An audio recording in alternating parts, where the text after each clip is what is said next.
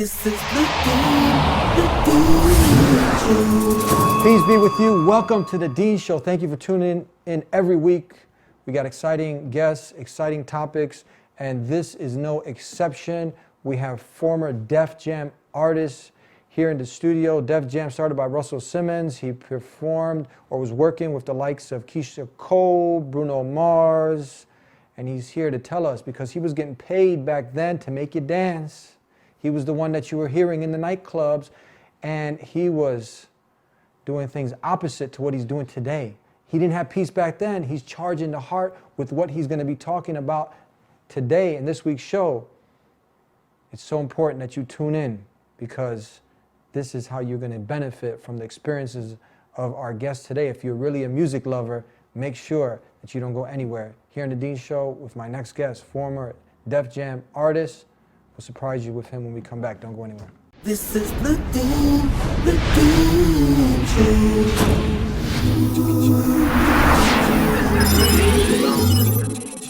This is the Dean Show. This is the Dean Show. This is the Dean Show. This is the Dean Show. Welcome to the Dean Show. Peace be with you. Assalamu alaikum. Wa alaikum salam wa rahmatullahi wa barakatuh. How you been? Alhamdulillah, man. Been good, man. How's it? I introduced you, former Def Jam artist. For people that don't know, tell us about what is this Def Jam? Def Jam is a very, very well-known record label. Especially was very well known for its hip-hop artists back in the day, such as Run DMC, LL Cool J. These are some of the artists that were on there back in the day.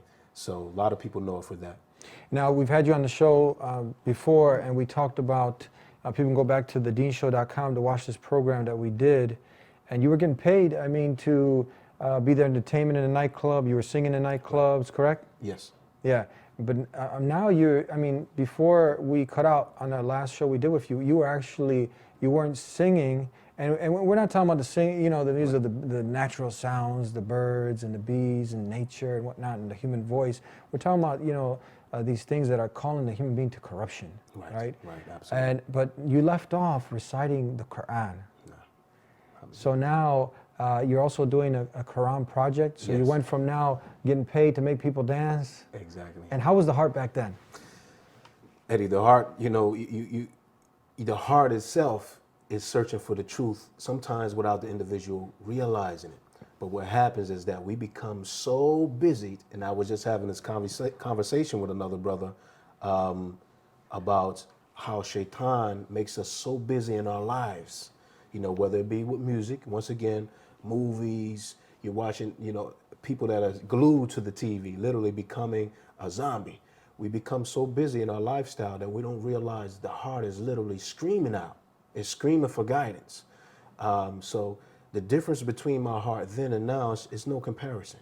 I'm telling you, like anyone that knew me before and knows me now, they see a big difference, and this is not to brag about myself or anything, but this is the calmness and the peace that I have with Allah subhanahu wa ta'ala today. It's a big difference, and I can't say enough to be grateful, I can't say enough to thank Allah, honestly, man. I think about it every day, how Allah literally took me away from that environment I was around. Literally, if I wanted to right now, I'm someone that can go right back to what I was doing again, and literally with all this technology today and make millions of dollars without a record label, It's and just talking about how it's so much easier to do those things. But I know in my heart, those things are temporary enjoyments, and they're going to do nothing but destroy me. It's as simple as that. To simplify, it's going to absolutely destroy me. And that's what I was on, a path of destruction, without a doubt. Without a doubt. And that's the difference. When we say guidance now, you don't, because many people, they construe, you see a lot of weird things associated with man-made religions. Absolutely. And we know that Islam, submission to the Creator, not the creation, is divinely sent. Absolutely. And it makes sense. It's a logical way of life. It just fits with what you have inside that triggers now, that knows that this is the truth. And you wouldn't sell, this way of life now that brings that peace, contentment, and happiness, you're experiencing it now, which you weren't obviously before, is temporary delights and enjoyment. So now when we talk about this guidance, I'm going to ask you this question now because people think, okay, now I got the ghost in me, the spirit, and the people dancing, jumping, doing all sorts of weird things, and people get turned off. Intellectual people get turned off. But guidance is now you can see straight. You see things for what they are. The counterfeit gold, the counterfeit dollar, you see it as counterfeit. This counterfeit lifestyle is fake. Absolutely. Now you're on the real way. Absolutely. Talk about this. Bismillah, How alhamdulillah. people, many people, they don't see that. Bismillah, alhamdulillah, wa salatu wa salam ala rasulillah. Many people don't see that, and people don't understand, this is one of the importance of seeking knowledge. The importance of seeking knowledge is so that you worship your creator upon clarity. Like you said, it gives you that clarity. You're able to see the false from that which is real. You understand? And that brings us to a point. When I was about 17, someone told me I had a cross on my neck when I was about 17. And one of my friends told me you have a Catholic cross on your neck. And I said, what do you mean? I said, what's the difference? I didn't have knowledge. So that light bulb, I had that light bulb effect that people talk about. And so I started to read the Bible. I started to ponder on the Bible myself, which we mentioned that most people don't do. Why? Because of that hypnosis effect that they have, the hypnotic effect that they're under. Because you're jumping, dancing, hopping around. And so when a person goes to read the Bible, you fall asleep because now you're in search of knowledge. So finding that knowledge, searching for that knowledge myself, first, I see that what? Jesus worships the Creator. Moses worshiped the Creator. Moses and Aaron falling on their face and worshiping the Creator. Jesus, peace be upon him, saying, the one that sent me is greater than I. The one that sent me is greater than all. I said, hold on. I want to worship who they're worshiping. So this gives, once again, knowledge equals clarity, as you mentioned. As simple as that. Now, this is my next question, not to disparage on any religion or anybody, but we know the message was clear, what all these messengers came absolutely. with. But you mentioned the cross, and we know that Jesus, peace be upon him, he had nothing to do with calling people to worship him. He called people to worship the Creator because he was sent by the Creator. But now you see a lot of these celebrities and a lot of these musicians, they're doing everything opposite to what he called people to chastity, to morality, and away from this immorality. Right. But you've got this big cross on your chest, many of these musicians, and they're just inviting people to all sorts of scandalous, evil things. What are your comments on this? My comments on that is that, once again, misguidance, Eddie. Just like myself, I was somebody that had a cross on my neck, used to walk around with these things, but it was more like you felt like it's some type of good luck symbol kind of thing. More superstition. It's more superstition. Like, as you can see, and myself, as well as many others, they don't know what that stands for. They don't have the knowledge that comes along with it. Okay, what is the belief system that comes along with that? We didn't know. I would say the majority of our Christian brothers and sisters, they just don't know. They don't have knowledge of what their parents are following. And that was me. I was in those shoes. I didn't have knowledge of the Bible. I didn't have knowledge of Jesus, peace be upon him himself, or our belief system. Mm-hmm. So once you have these, this is just misguidance. Once again, they're wearing it. I believe that many of them are wearing it for the same reasons I was. Yeah, we're going to be right back. Their family did it. Right back with more former Def Jam artists here on The Dean Show. Don't go anywhere. Please subscribe to The Dean Show. Follow us on our official Facebook and Twitter pages in the links below. Please also help support The Dean Show by making a donation in the link below. Back here on The Dean Show.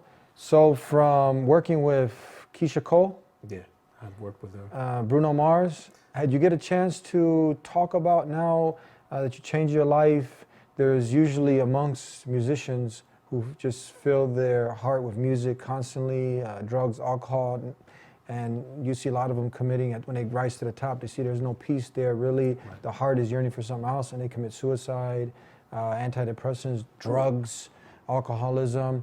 And this is actually, there's a statistic that it's much higher, suicide rate is much higher amongst famous writers and artists. This is a known statistic. Tell us now, did you get a chance to relay some of this information to them? Yes, I have spoken with a few friends of mine within the music industry, and some of them know Islam is the truth. You know, I haven't personally got the chance to see, I haven't seen Bruno in a long time. It's been a few years since I've seen them. Keisha, I haven't seen her in years also because I kind of like drifted off of the scene. But now since I've been back here in the U.S., there's people that I want to reach out to again and really talk to them because I know that many people are starving for the knowledge. So a lot of them, yes, I've had the opportunity to give them dawah and invite them to Islam. And I believe many of them know Islam is the truth. In fact, one of my friends who was, he was the A&R of the Warner Brothers at the time, or Motown, you know, he knows Islam is the truth, but that lifestyle becomes a fitna for them, becomes a trial, where they see that, okay, if I embrace Islam, what's next kind of thing, you understand? So, and there's a lot of singer musicians out there who are Muslim, but it's very difficult for them to get away from that lifestyle also. And it's very difficult for them to come out publicly and say who they are, you know?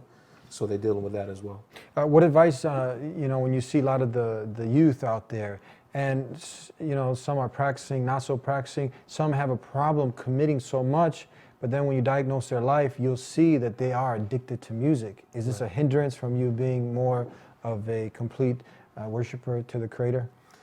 Being addicted to music, Yeah. Is it a hindrance? Absolutely, without a doubt, because as I mentioned before, the statement of Ibn al-Qayyim Jawziyah, rahimahullah, he mentioned that the Quran and music can't be in the same heart at the same time. You can't love music and love the Quran at the same time. They're going to be at war with one another. So, you know, it's definitely a hindrance. You know, a person may not feel the same when they're reciting in the salah.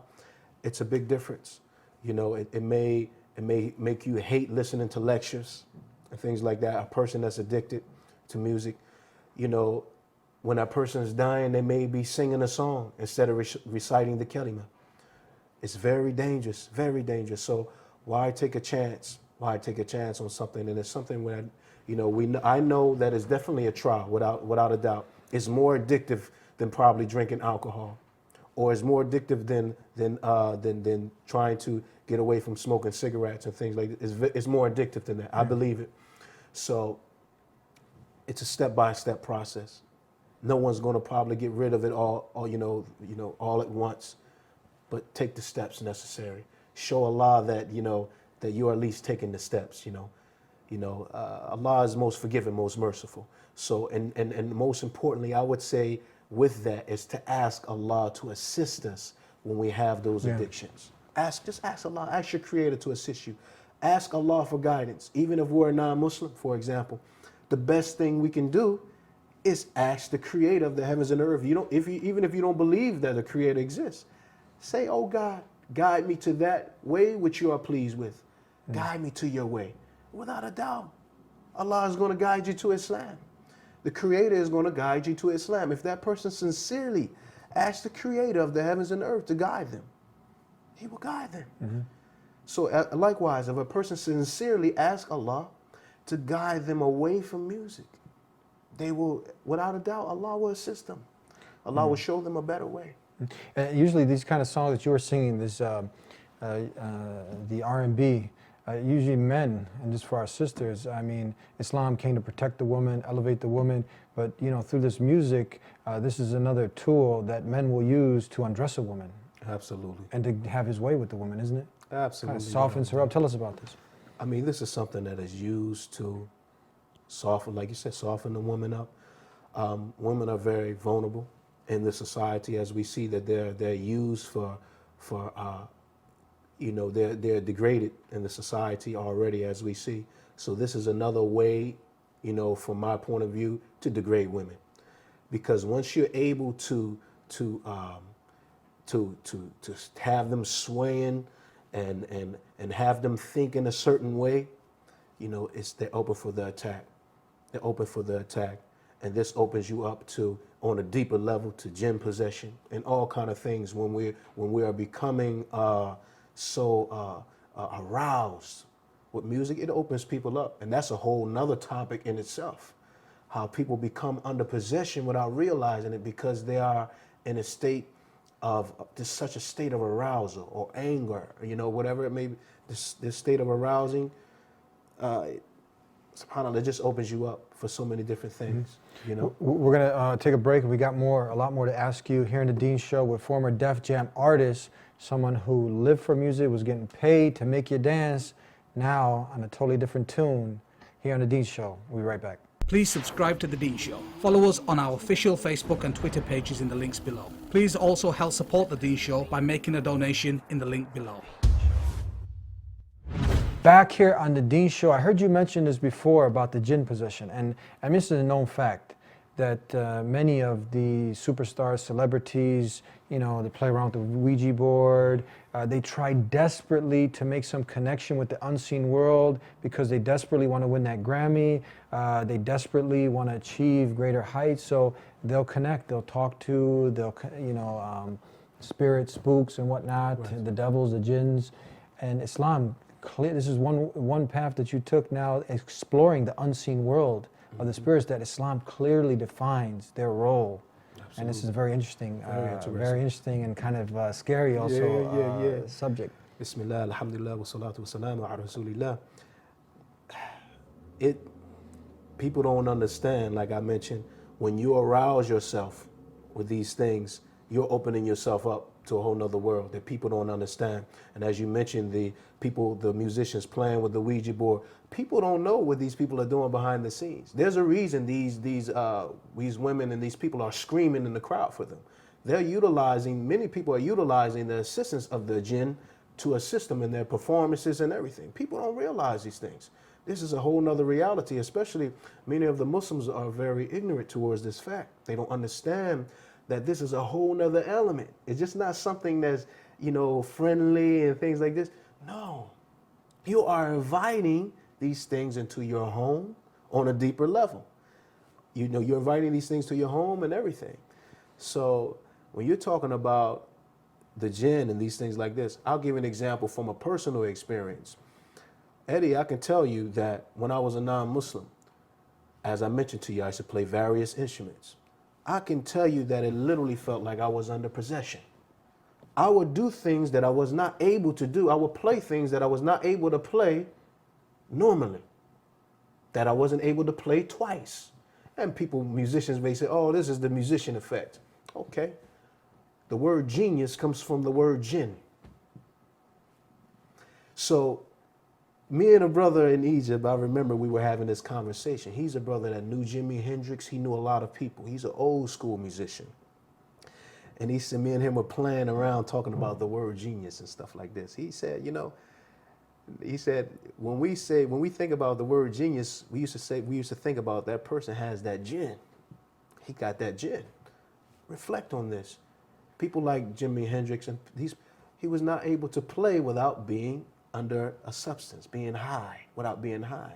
So we know, even from a scholarly point of view, what do the scholars mention about people that get high and things like this? You make yourself open to what?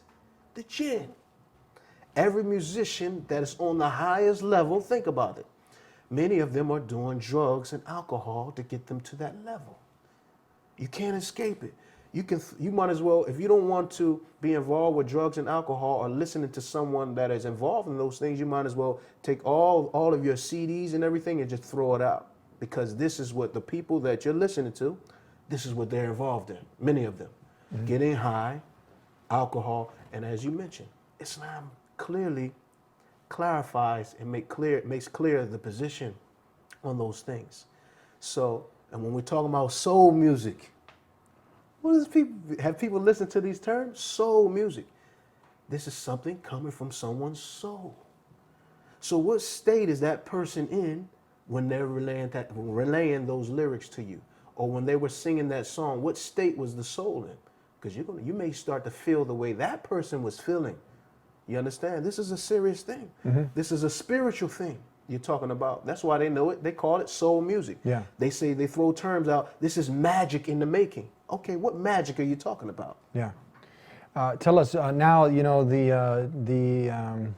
young boys, young girls, young adults even, now they'll put on, some music, and obviously the parents, now they'll hear the cursing and everything, and they'll obviously be turned off. They turn that off. But now it's got a new flavor. So they'll to throw on something that just seems innocent. Parents won't catch on. But tell us the effects here, because you got like groups like One Direction, Justin Bieber. They don't curse much. Right. But it's kind of the same message. Here they're straight hardcore. Get that duty. Right. Beep, beep, beep, beep, beep. So now it's clear. But over here, it's kind of those sweet words and no cursing. But at the end of the day, it's talking about committing fornication, losing the woman's chastity.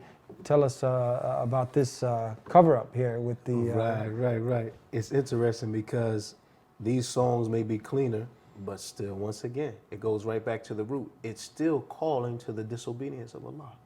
Like as you mentioned, not being chaste. Like in this society, being a virgin is frowned upon. Why? It's because of what the people are listening to, what they're being conditioned with. They are being dumbed down. So, they're turning into zombies. So when you have these type of songs, they're still calling the youth to the disobedience of Allah, where the children, the youth are starting to be very disrespectful to the parents, and the parents don't understand why. Have you examined what they're allowed to listen to? What do you allow them to listen to? So, and I'll just a quick question. And everyone has to question this. If you listen to music, if a person listens to music, ask them, how many verses of the Quran have they memorized? Is the Quran difficult for them to memorize? If so, then you know why. I met people in Egypt, Brother Eddie, and there was a brother listening to music. He was addicted to it. I saw he was addicted to it. And I asked him how many verses of the Quran had he memorized, how many surahs he had memorized. And keep in mind that you have many people that have memorized the Quran in Egypt. This brother had memorized 4 surahs his whole life. Mm-hmm. And he told me, I said, have you been listening to music since you were a child? He said, yes, I've been listening to it. And he said, I'm addicted to it. I said, this is the reason. Mm-hmm. So anyone that has that same problem, look at the opposite, the Quran, and see how much time you spend with the Quran. And you'll see that Shaitan is trying to take you away from Allah, clearly. Mm-hmm. Clearly. Are you open now? We've had guests on the show before, and people, they like their message. They want to invite them to come to their masjid, to their university, to visit them. Are you open for giving such talks and traveling? And if someone wants to get a hold of you, how would they do so? Absolutely. Well, I'll leave my contact details with you, and I think will. Do you have a website or anything people can go to you? Yes, I have umarprojects.com, which is under construction right now, but they can still leave their email inside of there. That's UMAR projects, PROJETS projects.com, umarprojects.com. Beautiful. And thank you. We're out of time. But Jazakallah Khair, thank you so much for being with us and sharing your experiences. Inshallah, the viewers got the benefit. I surely did. Thank you very much again. Thank you, brother. Thank you. And thank you for sitting tight through another episode of The Dean Show. No time lost. Former Def Jam artist here on The Dean Show went from working with the likes of Keisha Cole and Bruno Mars and many others, and he left that lifestyle because he figured out the purpose of life. And now he's filling the heart with what it needs. And we talked about that medicine, that now when you implement it in your life, you live by it, you truly get that peace and satisfaction. And what hinders people, you can have those songs playing all day and night, but at the end of the day, they're temporary fixes, temporary highs. And then at the end, you got big time crashes. And at the end, where did you go? You've been entertained with all of these sweet nothings. And many of the young ladies also end up losing their chastity, and they end up running towards this insanity. And brothers end up also doing some things that they shouldn't be doing, all on account of listening to, admiring the wrong people, listening to the wrong things. But when you go right with the advice that our guest was given, you won't go wrong. You won't go wrong. So implement this advice, connect with the verbatim word of God, the Quran. Ask your Creator, the one who created you, for the support. If you're struggling, having problems, connect with the Salat. Leave off all of this other nonsense alone and come back to The Dean Show. Subscribe if you haven't already. Follow us, like us on the Twitter, Facebook, and now you can also join us on the Instagram. We'll see you next time. Until then, peace be with you. Please subscribe to The Dean Show. Follow us on our official Facebook and Twitter pages in the links below. Please also help support The Dean Show by making a donation in the link below.